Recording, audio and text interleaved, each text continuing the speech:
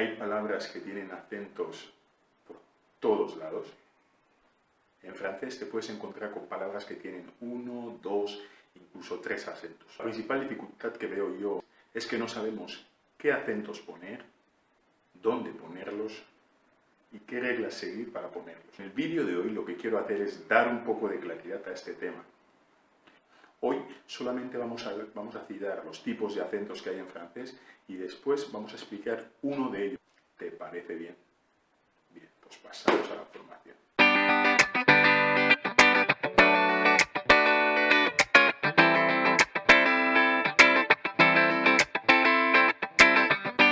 ¿Qué tal, amigos? Bueno, en lo que sigue os voy a hablar en francés, ¿vale? Es importante que cuando queréis aprender una habilidad tenéis que practicar.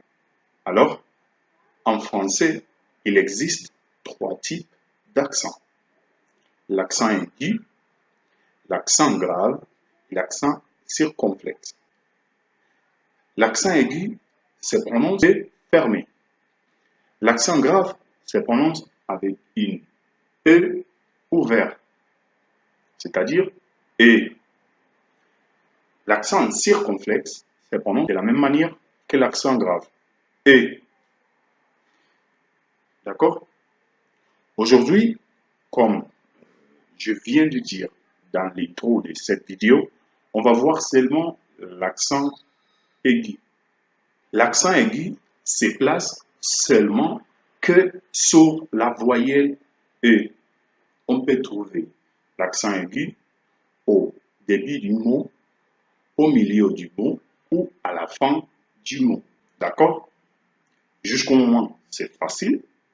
Bon, on continue. Pour savoir accentuer un mot, ce qu'on doit faire, c'est de diviser 7 mots en syllabes et après, on va suivre les règles suivantes. Lorsque la première syllabe tonique du mot est un E, on met l'accent. Par exemple, écouter. Écouter, comme tu peux voir, ça commence par un E tonique. Alors, on place l'accent aigu sur cette voyelle. Étudier. Étudier a aussi une première syllabe tonique, un E. Alors, on doit placer l'accent sur cette voyelle. On continue. La deuxième règle, c'est celle d'ici. Lorsque la syllabe tonique finit par E, on met l'accent. D'accord? On va voir ça avec cet exemple. Différent. Différent, sa syllabe tonique sur la syllabe F. Alors, F finit par E. Alors, on met l'accent. La troisième règle est très facile. Lorsque la dernière syllabe des mots finit par un voyelle et la syllabe est tonique, on met l'accent. Je répète parce que je crois que je me suis embrouillé un peu.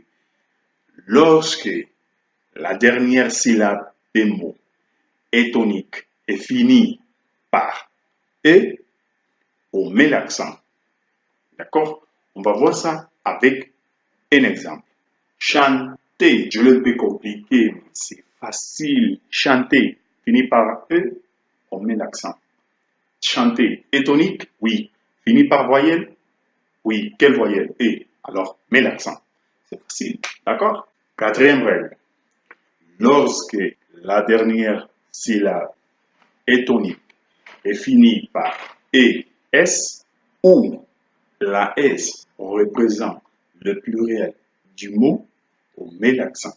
Dans les mots D, on met l'accent sur la E parce que S représente le pluriel de D. D'accord? Cinquième règle. Lorsque la dernière syllabe finit par double E, on met l'accent. Et on met l'accent sur la première E. D'accord? La première E. C'est bon? On va voir ça avec un exemple. Journée. Bon, journée. Journée finit par double E. Alors, on met l'accent sur la première E. C'est facile.